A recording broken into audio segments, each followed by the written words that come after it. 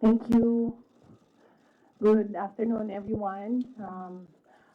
The Office of the Vice President would like to thank everyone for joining us on our Thanksgiving and would like to wish everyone a very Merry Christmas. And I hope that you spend your Christmas and holidays with your loved ones and your families.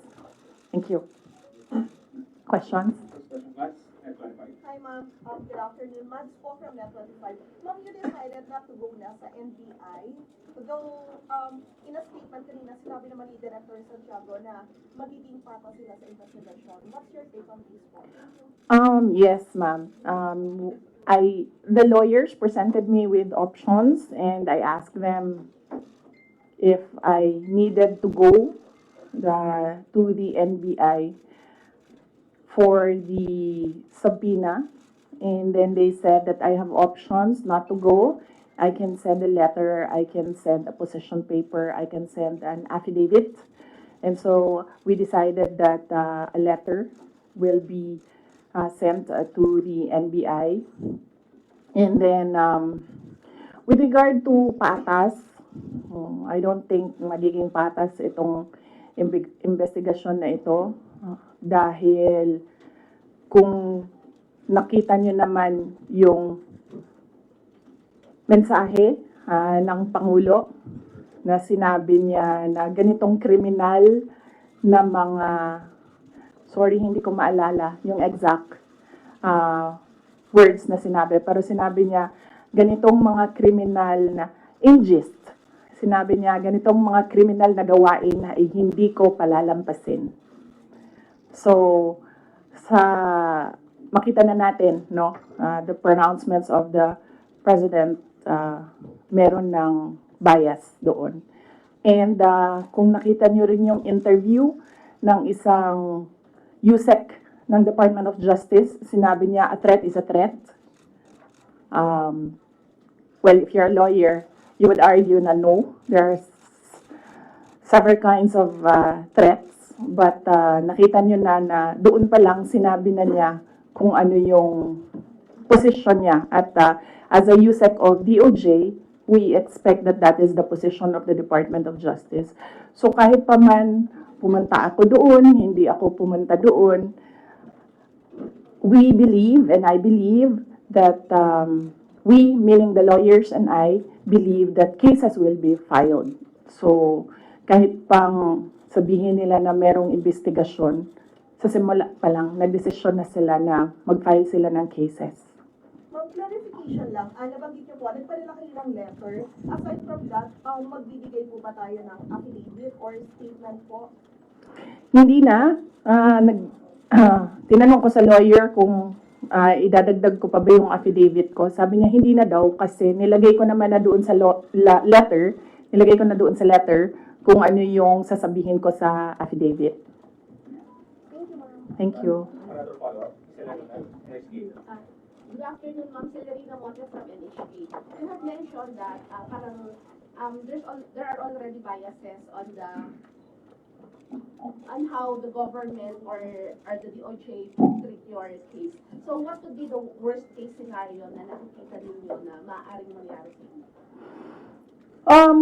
Okay. Ang worst case scenario, thank you, Ma'am Cel. Ang worst case scenario na nakikita namin is removal from office, impeachment, and then patong-patong na mga kaso, multiple cases to be filed, which the lawyers already told me to expect as well.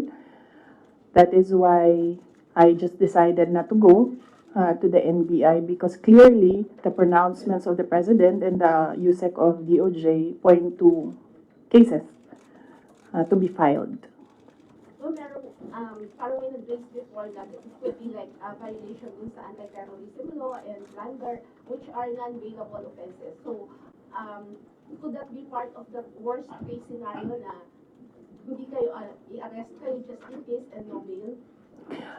Yes, that could be as well. That is a possibility, ma'am, for cases that are without bail. And as I said, when I read the subpoena, I read there it was for grave threats na hindi naman grave threats yung ginawa ko under the revised penal code, and it was for anti-terror law. So napaisip ako, bakit anti-terror law ang iniimbestigahan nila? And then, it's not the first time that I've heard of the anti-terror law used against a person. So the first time I read about it, they used it against Congressman Arnie Teves. So I inquired about what happened in Negros. So I was told, yun nga, there was a red notice, there was a AMLAC, freezing of assets, money, there was, well, a warrant of arrest, yes. And very recently, I read again the law, and then I found there that there is a provision there, removal from office. So on that point, it's still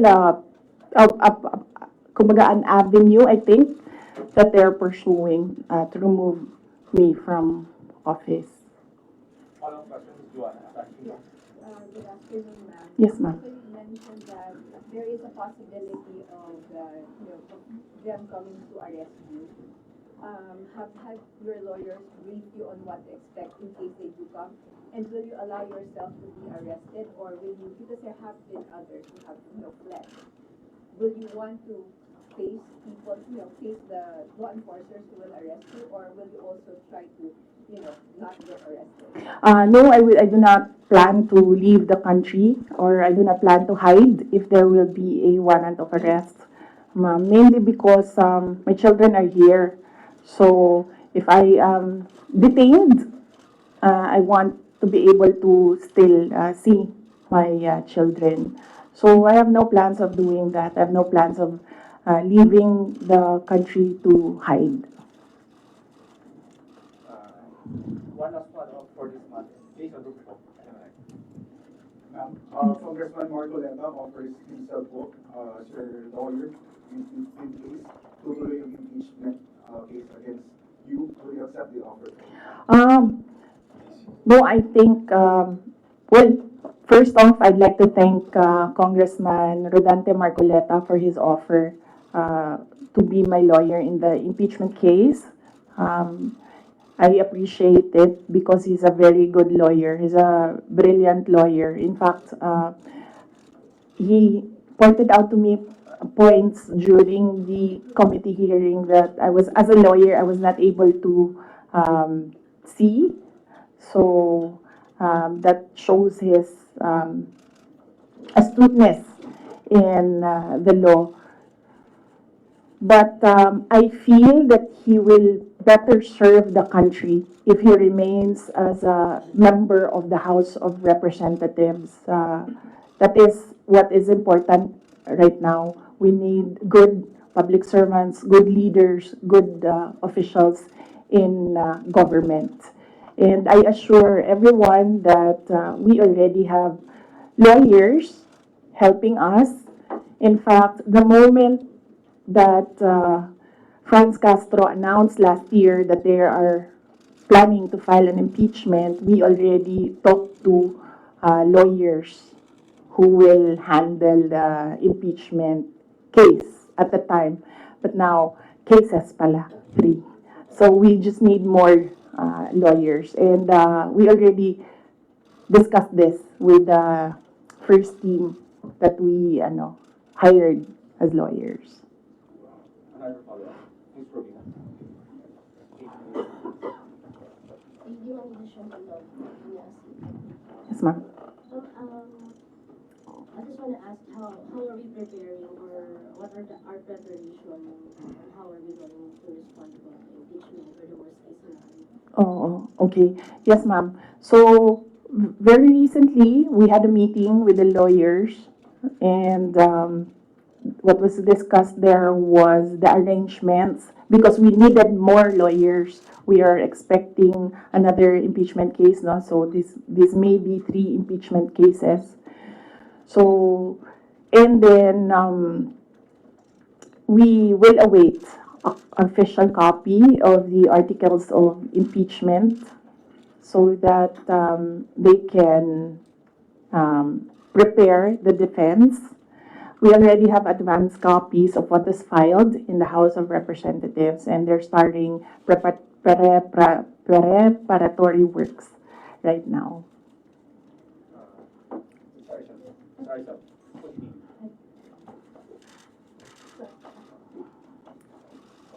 Ma'am, most of your allies and former allies have changed positions or changed, their sides. How do you feel right now?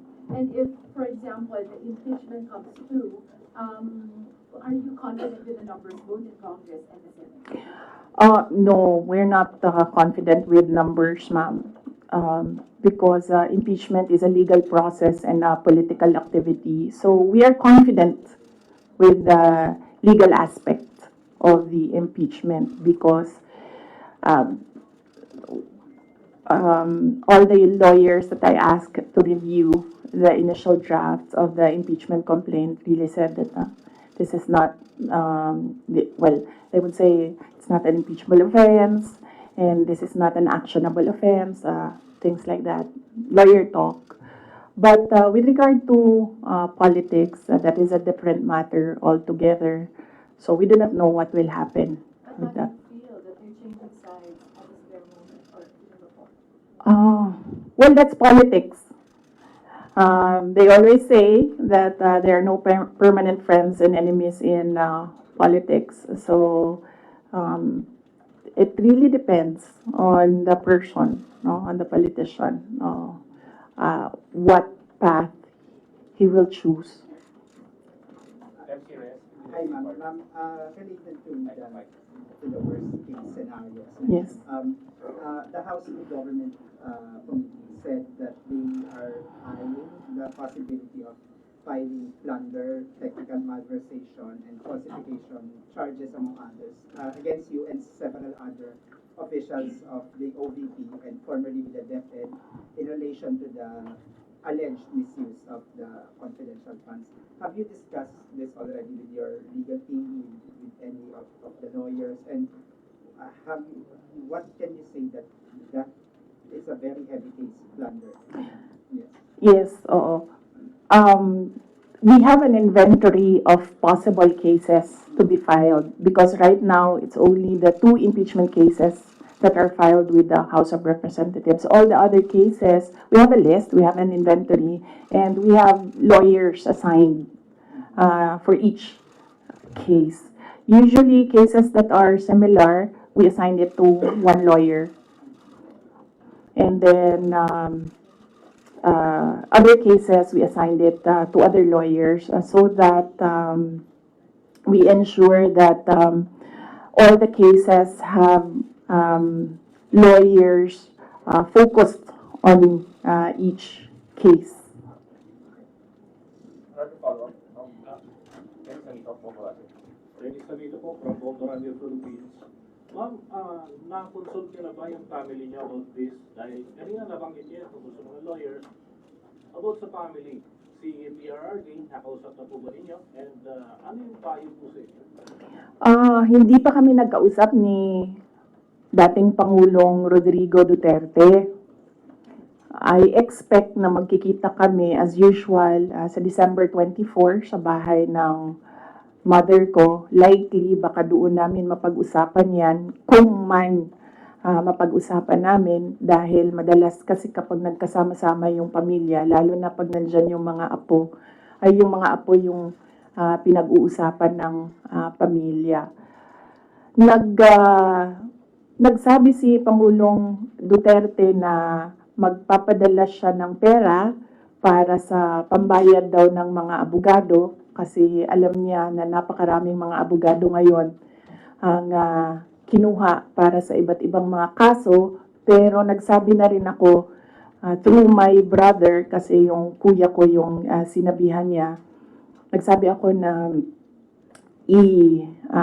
huwag na lang siya magpadala ng pera dahil nakapaghanda naman na kami para sa impeachment case. Kasi yung sinabi niya impeachment case, sir. So sabi ko, nakapaghanda kami sa impeachment case.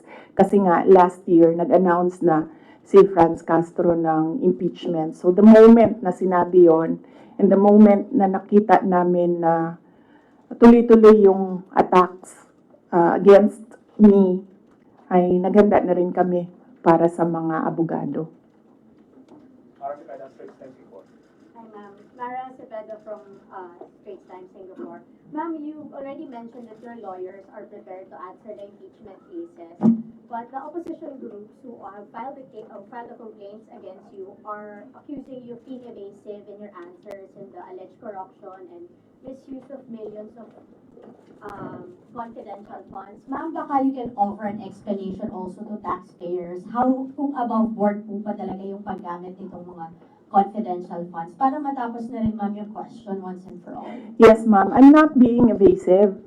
If you are referring to the budget hearing and the hearings in the House of Representatives, I'm not being evasive. I am not answering the questions because they have no authority to ask confidential questions. I am answering questions about the use of the money in the Commission on Audit, and there is no, you ask the Commission on Audit if there was anything at all that they can say or see that we are not cooperative with the audit. So it is wrong to say that I am evasive. I am definitely not answering questions about the use of the fund, about confidential funds, because it pertains to national security and the lives of the people involved in intelligence operations. And yes, as I said, we have fully cooperated with the audit process of the Commission on Audit, who has the sole jurisdiction to ask questions about the use of confidential funds. In fact, 2/4 of the Department of Education are already cleared by the Commission on Audit, but it is still being questioned inside the committee in the House of Representatives. So that is the reason why I am not answering questions from the House of Representatives. Plus the fact that, as I said, it is an attack. It is a political attack. If you are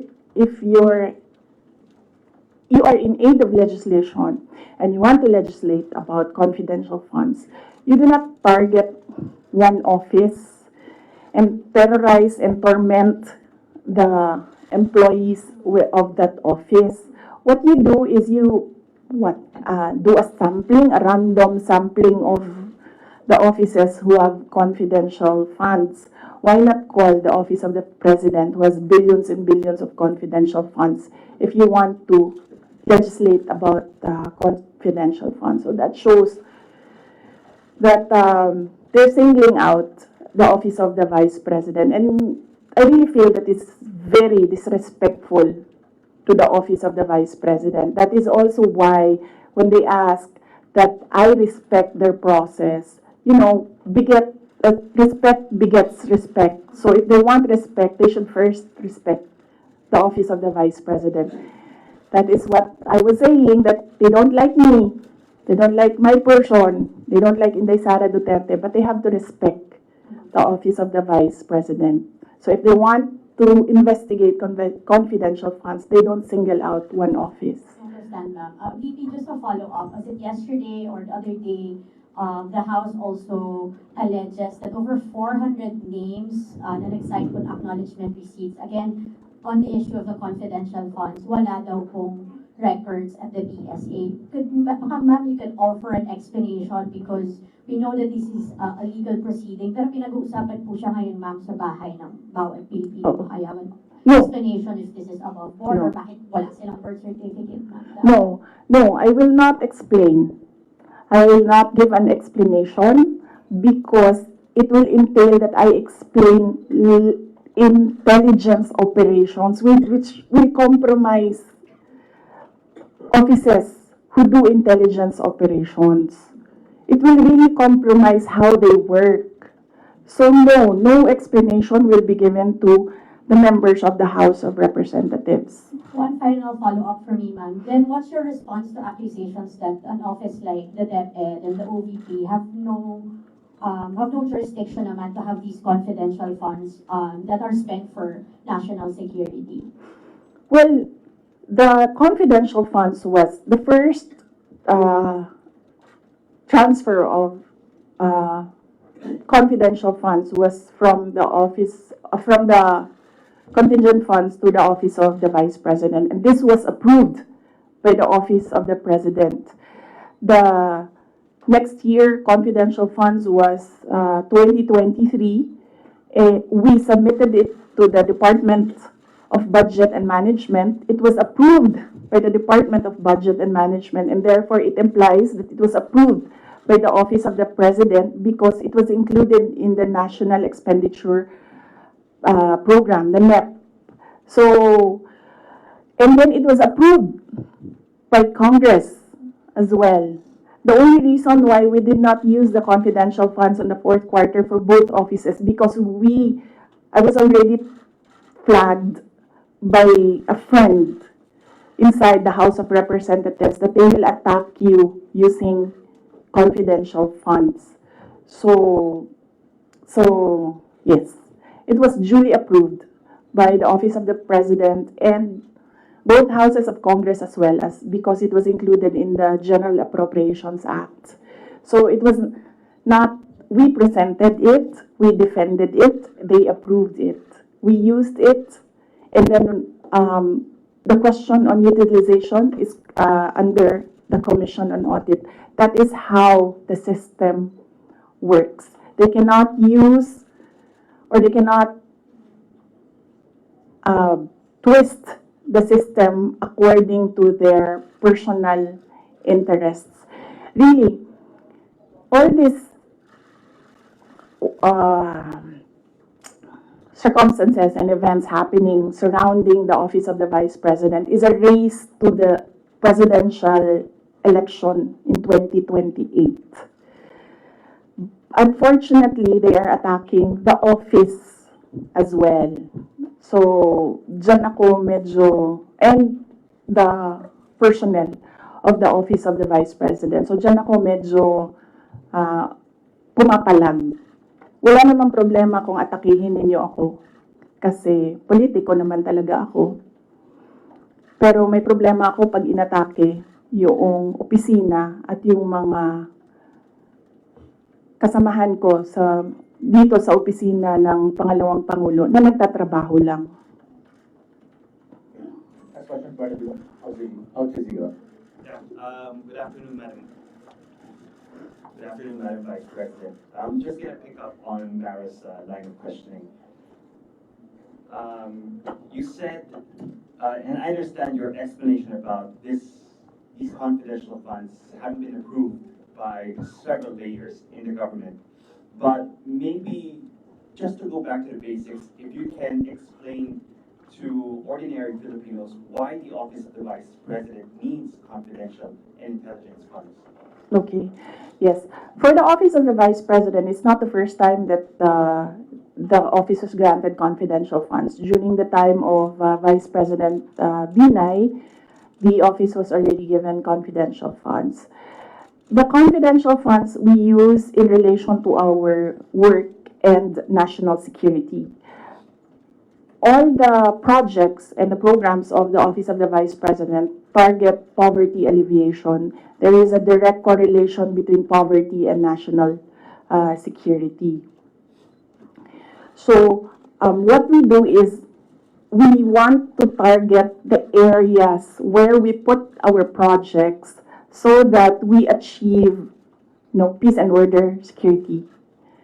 So we don't want to our projects put in areas where it is not needed for poverty alleviation. So we want to prioritize the areas. And the only way to do that is to use confidential funds to purchase information. So where are the target areas? We need that so that our projects will serve these areas. So that's why we needed the confidential funds. In in the Department of Education, there is a correlation as well of the education and national security. In fact, that is one of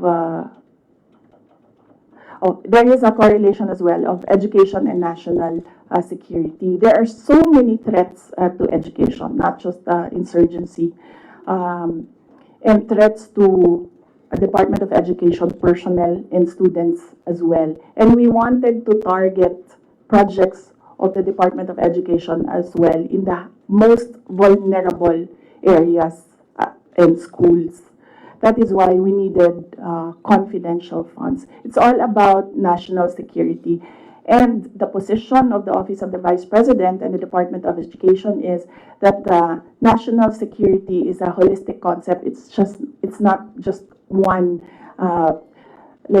territorial defense, sovereignty. No, national security is about food security. It's about quality of education.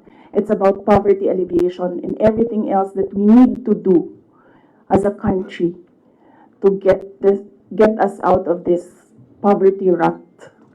But you are in the NTF-LCAP, so couldn't have your offices work with the NTF-LCAP as well as other government agencies that actually have national security mandates? In the NDF LCAP, they are only about ano yung meaning ng LCAP? And local armed conflict. And local community and conflict.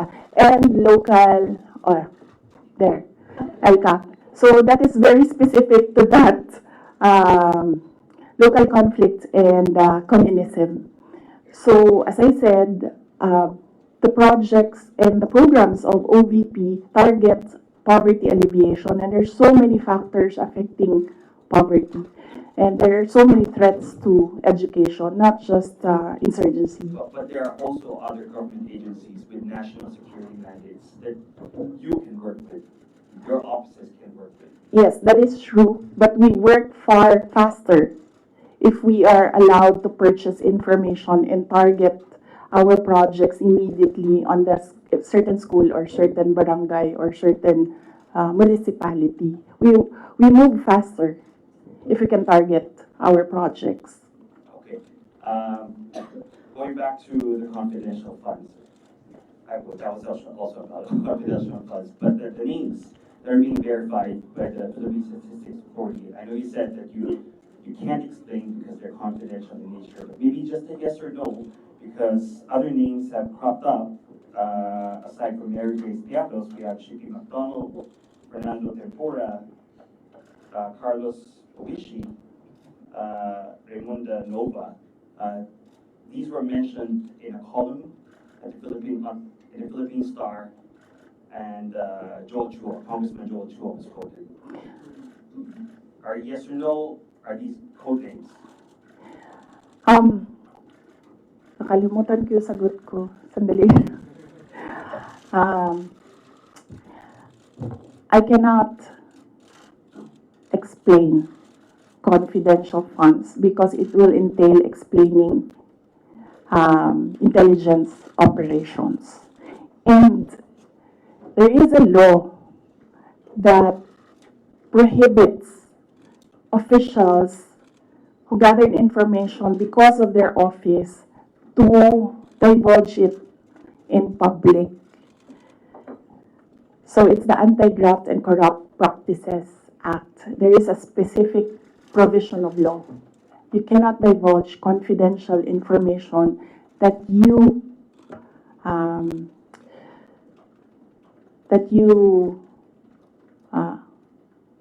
received while in office. So you won't even say these are No, that because code names. that will add to cases that may be filed against me. One last, sorry. Yes.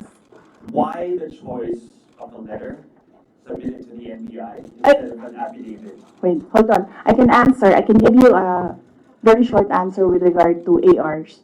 I had nothing to do with the preparation of ARs. It went down to the grassroots level. So I had nothing to do with preparations of ARs.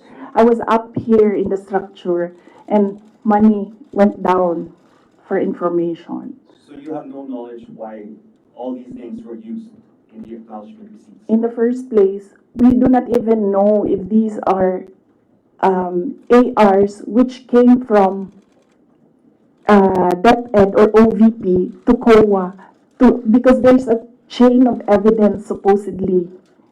In law, there's a chain of evidence, handling of evidence. So right now, nobody can really answer that because nobody knows if these ARs are true. Because we don't know if it came from us. That's what they're saying. That's what they're alleging. Yes, that's what they're ARs came saying. from the OVP submitted to COA. Yes, but there is a legal process in the custody of evidence. So right now, we really cannot say if the ARs came from us because the ARs that are with us has not been checked with the ARs that are with them. You're denying that the ARs came No, from I'm just saying that we do not even know if the ARs with us are the ARs that are with them because the ARs from the field going to the office, going to COA, that's not how you do legal work. It's not how you do legal work. There's a very stringent process in evidence. That is why even if there is no law prohibiting a person from divulging confidential information, person cannot answer that because we do not know if that paper that they're holding was the paper that came from the OVP and DepEd. Because there was no marking of exhibits. That was what I was telling Congressman Chua. You cannot ask the OVP personnel to say yes or no to an exhibit that was not marked as real and true, as correct, and as a faithful reproduction of the evidence of the office. So would your offices then be willing to certify?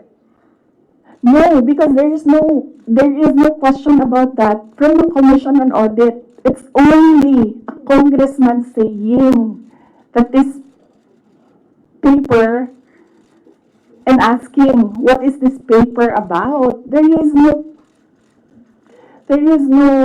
case. And that is to ask that about the paper is the sole jurisdiction of the Commission on Audit. Okay. So then if the Commission on Audit asks, That is what I was saying. We have been fully cooperative with the Commission on Audit. Everything that they asked for, we submitted. That is why there was a partial disallowance only. And even then, we are not yet finished with the process because we can still submit documents that are required by the Commission on Audit. That is the problem right now, as I said. They are doing work that that is not under the mandate of the House of Representatives. They cannot audit. They cannot question at all. They cannot make me answer and say that we represent the taxpayers and you have to answer. No, I will only answer to the Commission on Audit because that is the body who can ask us questions about the fund use. Next question. Got to make ABS-CBN. Good afternoon, ma'am. Ma'am, on the issue of your budget not being reinstated or restored, your reaction first on the decision of the bicameral conference committee? Well, we do not expect anything about the budget of the Office of the Vice President anymore. As I said,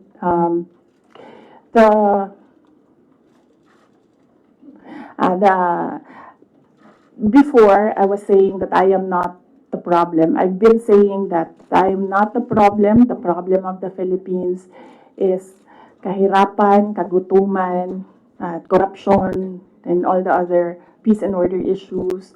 But it is clear right now that they consider me as the problem already. So I will not help them solve the problem. Ma'am, a follow-up question. It's nearly January already. Your office will be filing a new budget request for 2026. How much do you intend to ask from Congress for 2026? We've not discussed that. We need to wait for the budget call because the budget call outlines the rules of your proposal for budget for your office. So we need to read the budget call before we can sit down and discuss a budget proposal for the office of the Vice President. Ma'am, but top of mind, are you still considering to hike the 733 million, or will you be happy operating at the same expenses in 2026? I cannot answer that because there are rules. They usually put conditions in the budget call, and we really need to read the budget call to draft a proposed budget. Ask two questions. One more. Just to follow up on the budget, in the previous interviews, you said that you cannot give a definite answer on what will happen with regards to your satellite offices, given that the budget was not final at that time. But given that the BICAM already decided not to reinstate your original proposal of 2 billion, what will happen to your satellite offices? There are around, I think, 10 satellite offices across the country. Yes. We have to see if we can continue with the projects that they are implementing. We need to see if the projects are still there, and then if they can still implement the projects. So that is something that we have to discuss with the execom of the Office of the Vice President. Ma'am, nandun po ba yung possibility of shutdown? And then ano po yung, nasabihan na po ba yung mga affected personnel just in case na magsha-shutdown nga itong mga satellite offices? Galing sa central office ng Office of the Vice President, wala kaming sinabi sa kanila. Pero since nababasa naman nila sa media yung nangyayari sa budget, I am sure that they are preparing themselves as well. Good afternoon, Christian. This double. Ma'am, it was mentioned before na po-pull out yung security nyo at papalitan. Meron na po bang update dito? Tsaka sumulat po ba kayo sa AFP regarding this? Yes, wala pang update doon sa pull out and replacement. Nag-aantay kami sa Armed Forces of the Philippines kung kailan nila gagawin yon. Yes, nagpadala ako ng letter sa Chief of Staff ng Armed Forces of the Philippines. Meron lang akong mga nilatag doon na mga requests. Pinakauna doon is hindi na kami tatanggap, hindi na ako tatanggap ng replacements. So kung magtanggal sila, hindi na nila i-replace. Iwan na lang nila kung ano yung maiwan. And kung wala mang maiwan dahil tatanggalin nila lahat, I already said that I will seek security arrangements outside of the Armed Forces of the Philippines already. Mag-outsource naman kayo. I mean, kasi normally naman, di ba, pag Vice President, may naka-designate dyan from the AFP, from the PNP. So, dahil nga, yun nga, may pull out. And so, ang plano nyo para mag-outsource na lang kayo? Yes, we are exploring private security services. Yes. So, my husband, ma'am. Huh? Would that be construed as a private? No, because there are professional security services. So that's not considered as a private army. And I do not know if these individuals are allowed to bring guns. So that makes them less of an army, ma'am, kung wala silang baril. Hindi ko alam yung sa professional security services. But that is one option that we are preparing for in case there is a pull out of the entire security detail from the Armed Forces of the Philippines. Initially, I asked my husband, and then he said that he'll make arrangements. Out of pocket, ma'am. How much are you estimating for that? well, wala pa kaming ano, we have not requested for proposals yet from service providers. We have not requested a proposal yet. So, but I think only Filipino organizations or agencies are allowed that kind of service within the Philippines. I think, Mama. I do not know. But I know that they are Filipinos. Yes. Do you also, do you feel secure? No, I don't. Children? No, Ma'am. No. But no, I do not feel secure. As I said, that there's always been bias because when we see, say for example, DOJ, iniimbestigahan nila yung press con. Pero hindi nila iniimbestigahan kung bakit kami umabot doon sa press con na yon.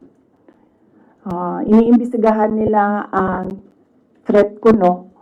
Pero they've not ever investigated threats against me, which are all documented, but we do not give them the information because we don't trust them at all. That's two questions right there for you.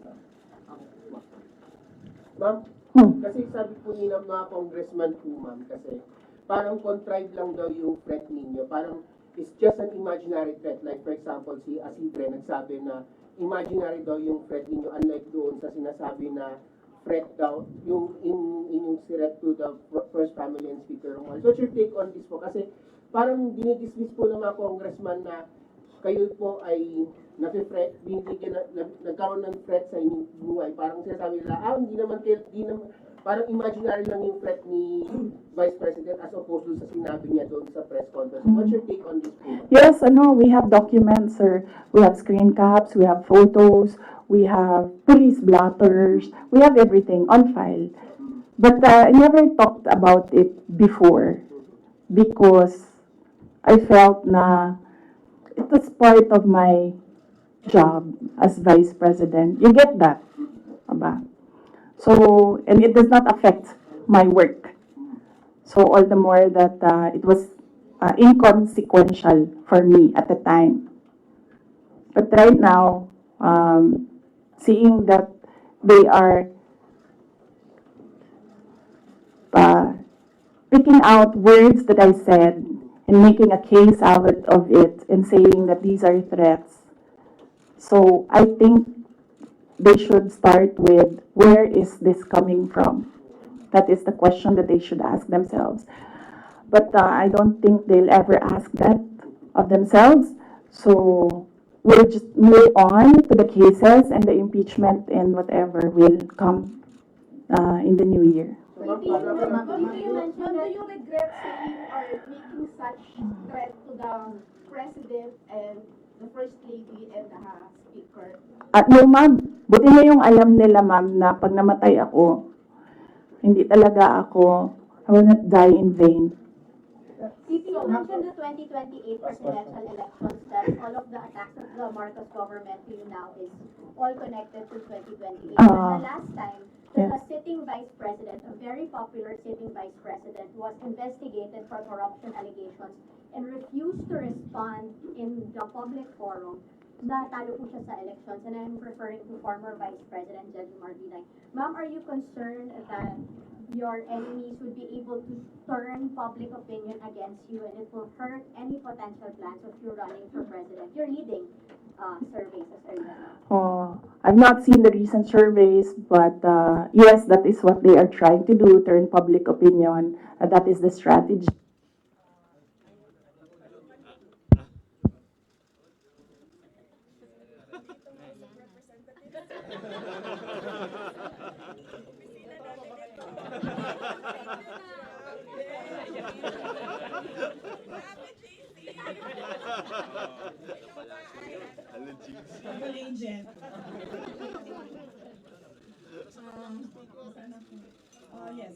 Yes.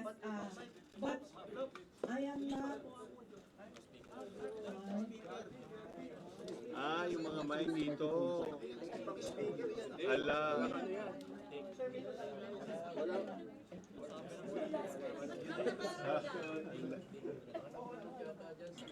audio, nando sa kabila speaker. Baka may nabulong. Sa kabila.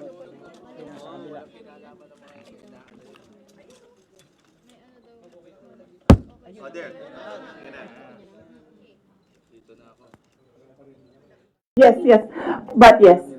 So, yes, that is what they are trying to do, turn public opinion. That is a common strategy in politics, black propaganda, and everything.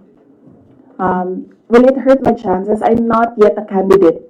So, right now, I am just the Vice President of the Republic of the Philippines and working for the country. So, I am not yet a candidate. So I do not know if this will affect me. Maybe my decision in 2026 will consider what is happening right now, but I cannot really say with finality what will be the considerations for me to decide to run for president. As I said, just give me the last quarter of 2026. I think that is the best time for any presidential candidate to decide to run. Ma'am, pero isip po ma'am, kasi ito, lumalabas yung keyword ngayon, binibinay. Para kayo ginagawang binay yung task for former Vice President J.J. Marbil. You think po ma'am, binibinay kayo ngayon kasi malakas kayo ngayon this survey and possibly tinutukod nila kayo para mawala yung political clout ninyo sa 2028? Yes, oo, yan naman ang sinasabi ko eh. It's all, these are all political attacks. From the attack from the left on the confidential funds, the meeting with the Speaker of the House of Representatives, and the attack on the budget, and the other attacks that you see in social media. So these are all directed to remove me from the race. Yes, and then, of course, remove me from office. Ay, that needs a sit down. Ay, naku. So, talaga. Sasabihin ko sa'yo, paano ko nalaman na gusto ni, na plano or gusto ni Martin Romualdez na mag-president? Ay, naku. Halaga. Sasabihin ko sa'yo. And this is personal knowledge. Kasi narinig ko talaga. I was there. So, kaya alam ko sa simula pa lang, nung narinig ko yun, okay. Wala lang din sa akin yon. Kasi lahat naman pwedeng tumakbong presidente. Diba? Ang hindi ko lang in-expect, yung gagamitin mo yung buong gobyerno para sirain yung isang tao. Yan din. Kailangan magdesisyon ng taong bayan. Gusto niyo ba ng Vice President Martin Romualdez? Yan ang tanong. Kasi, yan naman kasi talaga yung plano niya. So, kailangan mag-decide ng taong bayan if you want somebody sitting there na hindi ninyo binoto. Are you determined to stay as Vice President? Sir, ma'am, are you determined to stay as Vice President? No, I'm at peace. I'm at peace with whatever happens to me. I've already accepted that whatever happens to me, that will be God's purpose for my life. So I am at peace staying and finishing my term because that is my contract with the Filipino people, and I am at peace going if I will be removed from office. Okay, thank you.